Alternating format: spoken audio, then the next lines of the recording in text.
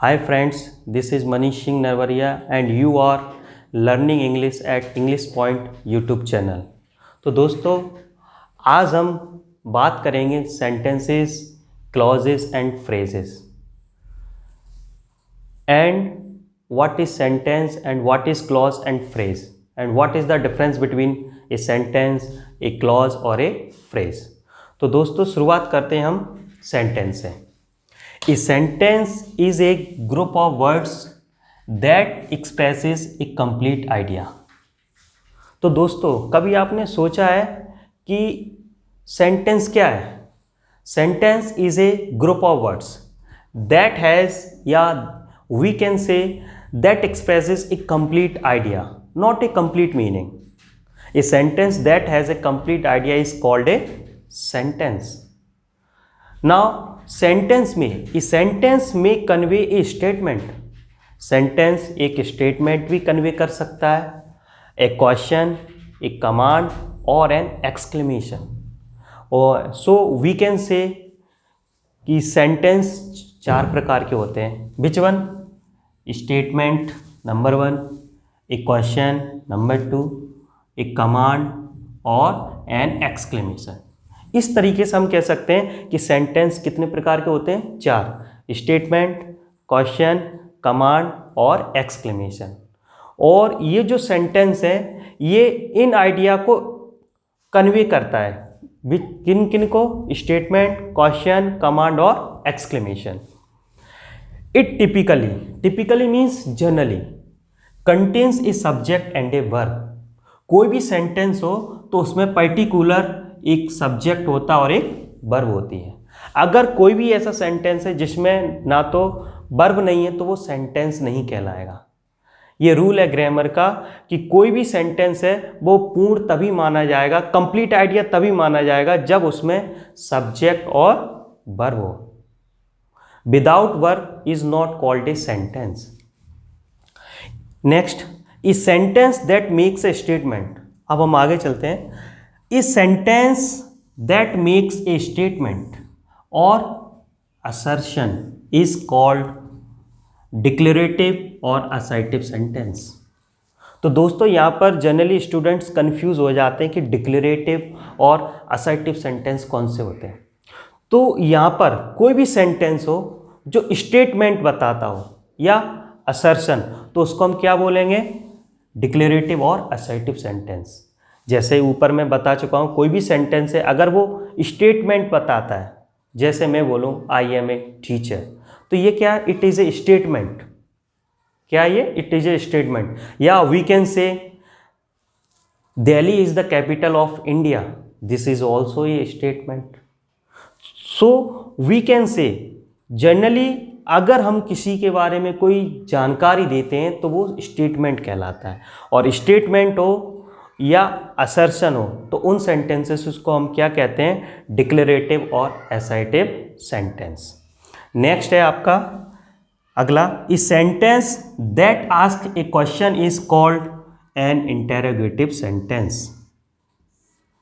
Question, कोई भी sentence हो अगर उसके द्वारा हम क्वेश्चंस पूछते हैं तो वो क्या कहलाएगा? आपका इंटेरोगेटिव सेंटेंस। अब जनरली जो क्वेश्चंस होते हैं 2 टाइप्स होते हैं। एक होता है आपका यस नो क्वेश्चन और एक होता है WH question. Yes no question generally begins with auxiliary verb. जो यस नो क्वेश्चंस होते हैं जनरली ऑक्सिलरी वर्ब से स्टार्ट होते हैं। और WH क्वेश्चंस आपके जो WH वर्ड्स होते हैं ये टोटल 9 हैं और उनसे जो स्टार्ट होते हैं उनको बोलते हैं हम WH क्वेश्चन वर्ड। जैसे when, who, what, where, why, how much, how many, these are all WH questions. And auxiliary questions are and yes no questions are always begins with auxiliary verb like is, are, am, has, have, do, does, did. These are all auxiliary verb. For example, do you know me? Who am I? Now this questions is begin with do. Okay, now WH questions जैसे what's your name? Now this question is begin with what. The word is what. Now the word what is a question word, and which kind of question word is? It is WH question word. Now तो दोस्तों ए sentence that ask A question, कोई भी sentence हो, कोई भी वाक्य हो जो क्वेश्चंस पूछे, किसी से प्रश्न करे, तो वो क्या कहलाता है? आपका इंटेरोगेटिव सेंटेंस कहलाता है। और इंटेरोगेटिव सेंटेंस दो प्रकार के होते हैं, WH क्वेश्चन वर्ड और yes no question words. Next है आपका अगला पॉइंट है a sentence that expresses command और एन एंटिटी। कोई भी सेंटेंस है, अगर उसके थ्रू हम कमांड बताएं तो वो क्या कहलाएगा? आपका इंपरेटिव सेंटेंस कहलाता है। क्या कहलाता है? Imperative sentence. जैसे फॉर एग्जांपल, जैसे मैं बोलूं sit down, stand up, go there and put off your shoes, these are all imperative sentence. And remember the one thing, imperative sentence begins with verb. Generally the imperative questions begins with the verb. Generally question जो आपके imperative sentence होते हैं वो आपके main verb से प्रारंभ होते हैं या helping verb से भी हो सकते हैं, जैसे put off your shoes, stand up, sit down, go there. तो these are all are commanded and the commands or entity is called imperative sentence. Next है आपका a sentence that expresses strong feeling is called exclamatory sentence. Strong feeling. Now look at here. What expresses strong feeling? तो दोस्तों generally क्या रहते हैं, जब भी हम कहीं जाते हैं या कोई चीज़ हम देख रहे होते हैं तो हमारे अंदर से एकदम जो फीलिंग्स निकल के आती है, तो उसको बताने के लिए हम किसका यूज़ करते हैं? हम एक्सक्लेमेटरी सेंटेंस का प्रयोग करते हैं। जैसे कोई अच्छा गाता है तो बोलते हैं हाउ ब्यूटीफुली ही सिंग्स, कितना सुंदर वह गाता है, व्हाट ए ब्यूटीफुल पिक्चर। तो क्या रहता है, जनरली हमारे एक्सप्रेशंस बाहर आते हैं। जैसे अगर कोई क्रिकेट मैच जीत जाता है तो हम बोलते हैं hurray we have won the match. तो these are all exclamatory word है। और जो एक्सक्लेमेटरी सेंटेंसेस होते हैं इनके थ्रू हम क्या बताते हैं? स्ट्रॉन्ग फीलिंग्स बताते हैं अपनी। नेक्स्ट है आपका, जैसे एग्जाम्पल भी दिए हुए हैं नीचे, जैसे the boy comes here every day. Now this sentence shows the statement, only statement. ये जो सेंटेंस है the boy comes here every day, ये जो सेंटेंस है क्या बता रहा है? इससे हमें क्या इन्फॉर्मेशन मिल रही? केवल एक स्टेटमेंट है कि वह लड़का, अब यहाँ पर्टिकुलर है, डेफिनेट आर्टिकल द का है, तो यानी कि जो स्पीकर और लिसनर है दोनों उस लड़के को जानते हैं इस सेंटेंस के अनुसार। क्या है? The boy comes here every day, वह लड़का यहाँ प्रत्येक दिन आता है। तो इससे क्या पता चल रहा है? हमें जनरल इन्फॉर्मेशन मिल रही है। तो क्या है? ये सेंटेंस आपका स्टेटमेंट है, स्टेटमेंट शो कर रहे हैं। तो सेंटेंस कौन सा कहलाएगा आपका? असर्टिव सेंटेंस या डिक्लेरेटिव सेंटेंस। अनदर एग्जांपल है आपका दूसरा, are you going to accept the job, क्या आप जॉब को एक्सेप्ट करने वाले हो? इसमें आप दोस्तों गोइंग टू का प्रयोग हुआ है। तो ये क्वेश्चन कैसा है? अब ये क्वेश्चन है, which type of this question is, ये आपका यस नो क्वेश्चन है। मैंने आपको बताया था अभी थोड़ी देर पहले कि जो यस नो क्वेश्चन होते हैं जनरली ऑक्सिलरी वर्ब से स्टार्ट होते हैं। ऑक्सिलरी वर्ब को हम हेल्पिंग वर्ब भी बोलते हैं। तो जनरली क्वेश्चन किससे स्टार्ट होते हैं? ऑक्सिलरी वर्ब से। जैसे are you going to accept the job, तो इसके थ्रू हमें क्या है पता चल रहा है? ये क्या एक्सप्रेस कर रहा है? ये सेंटेंस एक्सप्रेस कर रहा है क्वेश्चन। तो ये कैसा सेंटेंस हो गया आपका? क्वेश्चन हो गया। नेक्स्ट है आपका, tell me about your new job, tell me about your new job, आप अपनी नई जॉब के बारे में बताइए या नए कार्य के बारे में बताइए। तो इसके द्वारा हमें क्या एक्सप्रेस कर रहा है ये सेंटेंस?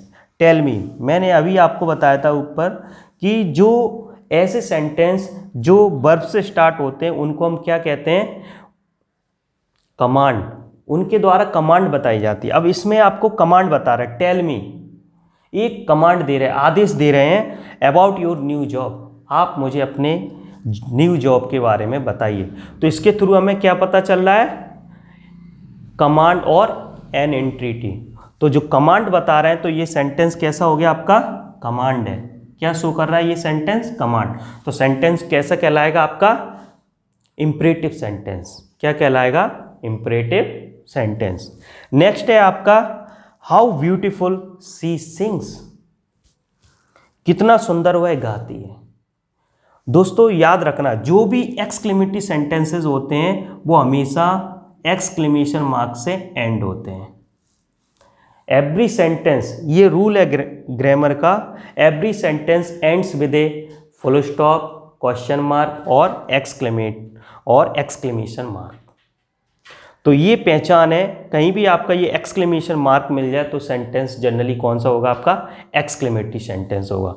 तो क्या बताते हैं, अब इसमें क्या शो कर रहा है, ये सेंटेंस शो कर रहा है आपका एक्सक्लेमेशन, और एक्सक्लेमेशन शो करने के लिए किसका प्रयोग करते हैं हम, क्या बताते हैं, स्ट्रॉन्ग फीलिंग्स। ऐसे सेंटेंस जो स्ट्रॉन्ग फीलिंग्स बताए तो वो क्या कहलाते हैं, आपके एक्सक्लेमेटरी सेंटेंस कहलाते हैं।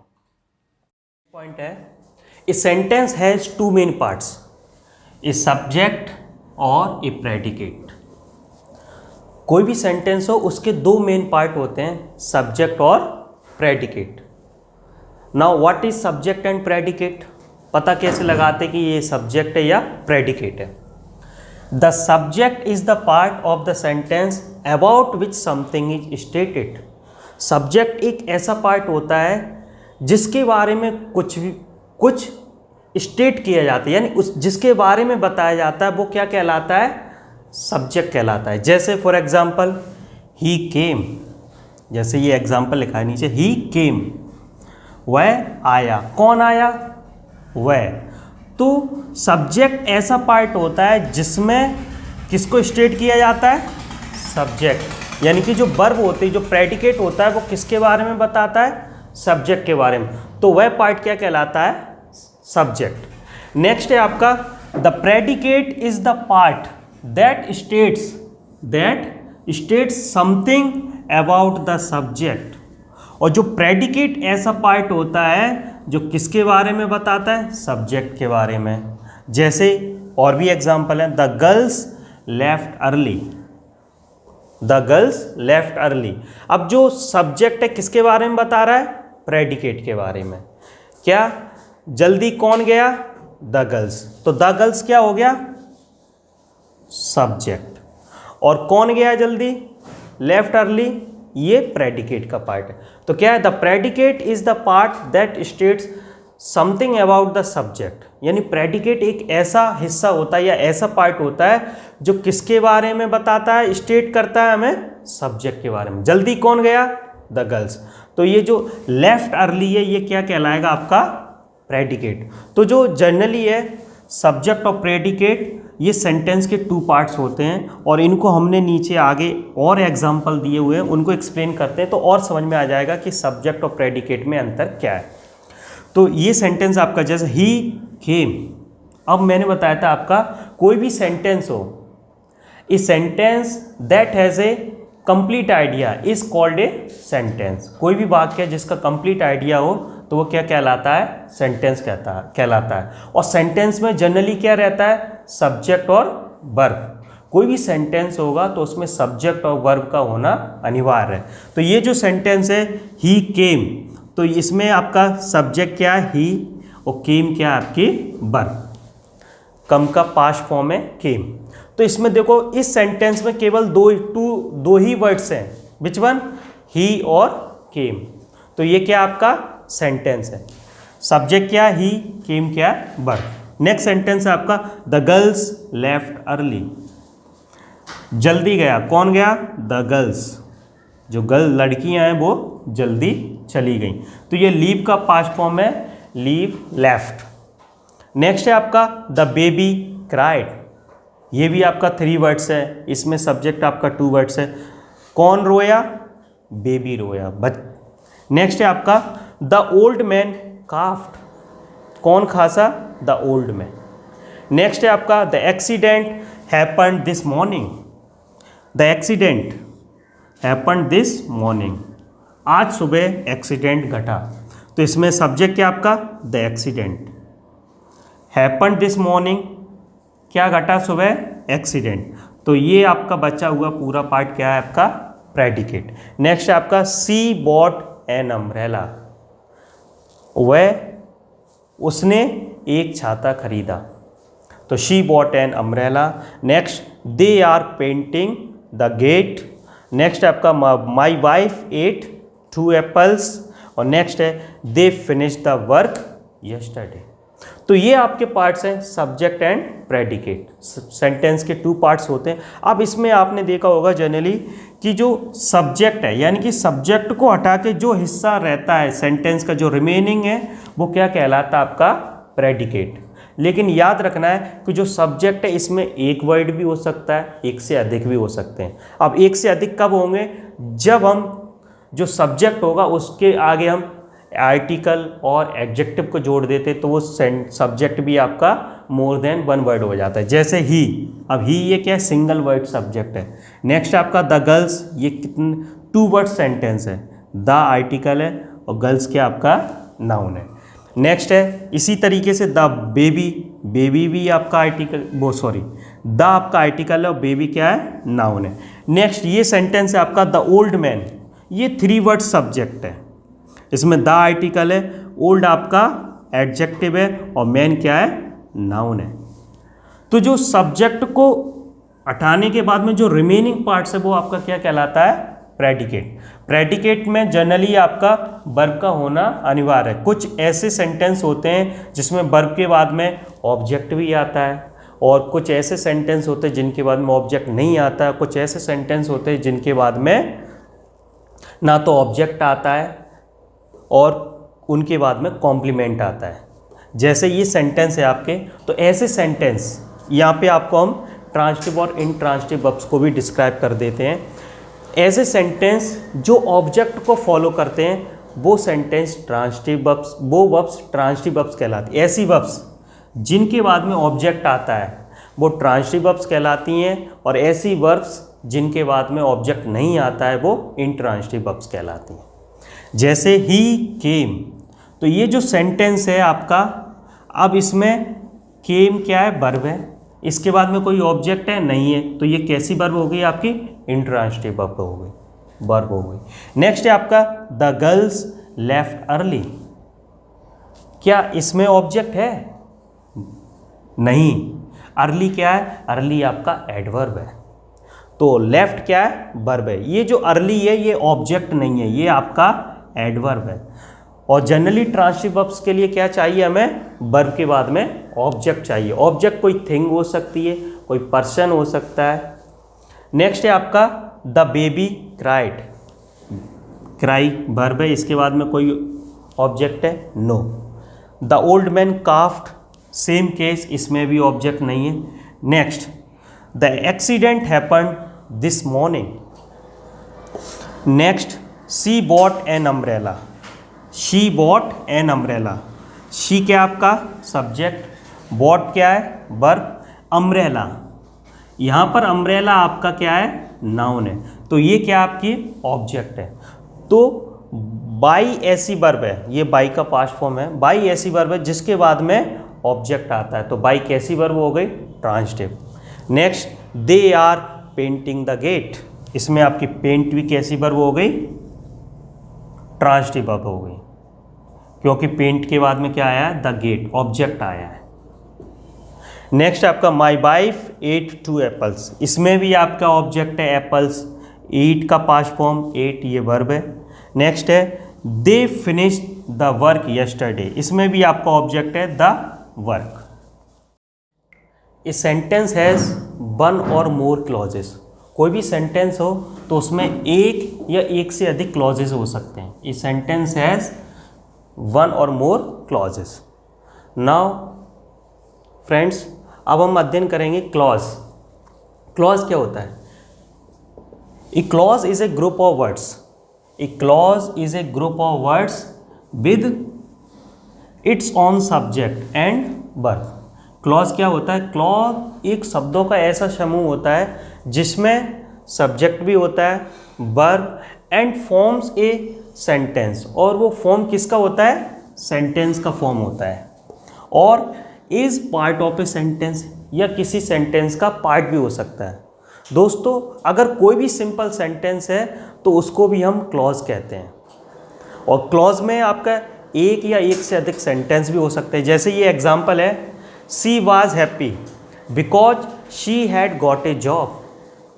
शी वाज हैप्पी, वह खुश थी क्योंकि उसके पास एक जॉब थी। तो इसमें दोस्तों कितने सेंटेंस हैं? 2 सेंटेंस हैं। और इसके कितने क्लॉज हो गए? 2। ये आपका क्लॉज है शी वाज हैप्पी, ये एक क्लॉज ये हो गया।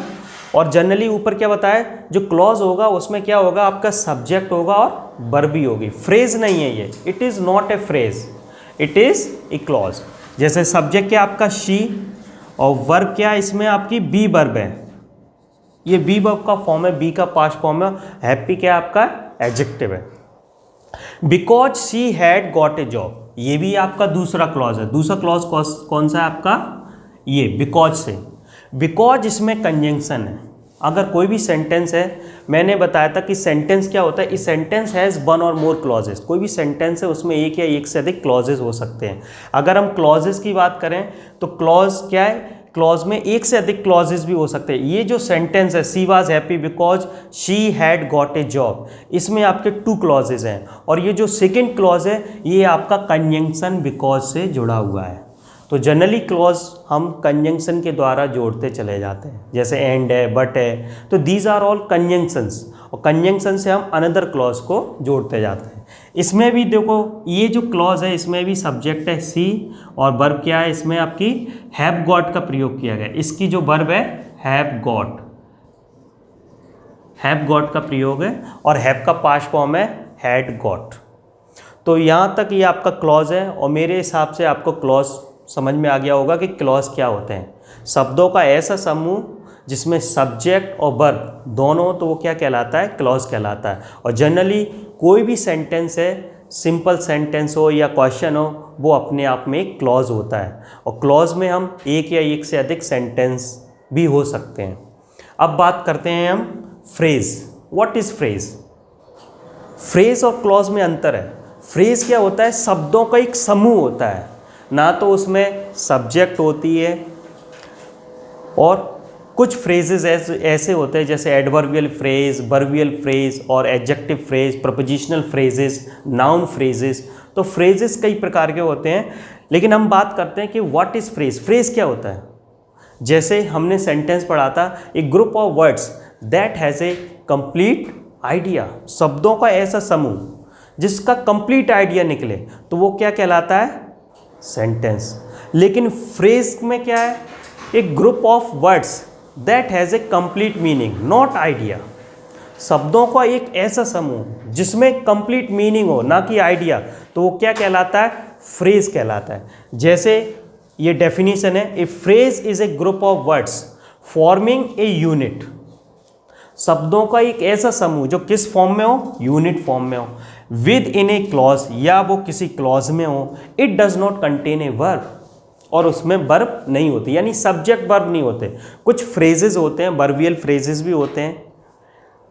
जैसे for example a new dictionary. अब ये क्या है, शब्दों का एक समूह है, इसका सेंस कंप्लीट निकल रहा है लेकिन आइडिया कंप्लीट निकल रहा है, नो। क्यों? ना ही इसमें सब्जेक्ट है ना ही वर्ब है, तो ये क्या कहलाएगा, फ्रेज कहलाएगा। जैसे अनदर एग्जांपल है on a chair. On a chair is also A phrase. In the corner is also a phrase, and at the moment it is also a phrase. तो phrase क्या होता है, a group of words that has a complete sense not a complete idea is called phrase. कुछ prepositional phrases होते हैं, जैसे we can say, जैसे the words sentences, clauses and phrases are write down at the top of the board. तो ये prepositional phrase हो गया, at the top of the board, at the top of the board, ये आपका क्या हो गया, प्रपोजिशनल फ्रेजेस। तो फ्रेजेस में एक या एक से अधिक वर्ड भी हो सकते हैं लेकिन उसका कंप्लीट सेंस निकलना चाहिए, तो वो क्या कहलाता है, फ्रेज। तो दोस्तों आज की क्लास में हमने सीखा कि सेंटेंस, क्लॉजेज एंड फ्रेजेस ये क्या होते हैं, और इसमें आपको हमने जनरल इन्फॉर्मेशन दी है और इसको हम आगे की क्लासेस में पढ़ेंगे इनके बारे में कि इनका यूज़ कब करते हैं और जो हमारे जो कॉम्पिटिटिव एग्ज़ाम में उसमें किस तरीके से पूछे जाते हैं।